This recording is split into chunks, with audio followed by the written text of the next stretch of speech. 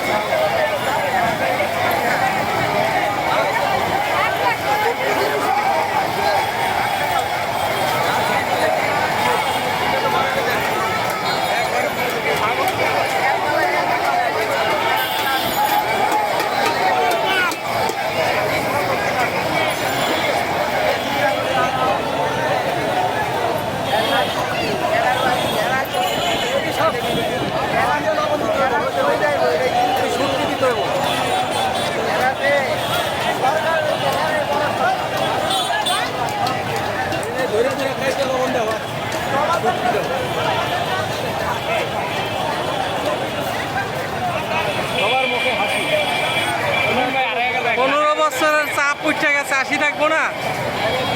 হ্যাঁ, 20 বছরের যে একটা কষ্ট মানুষের, ওইটাই তো।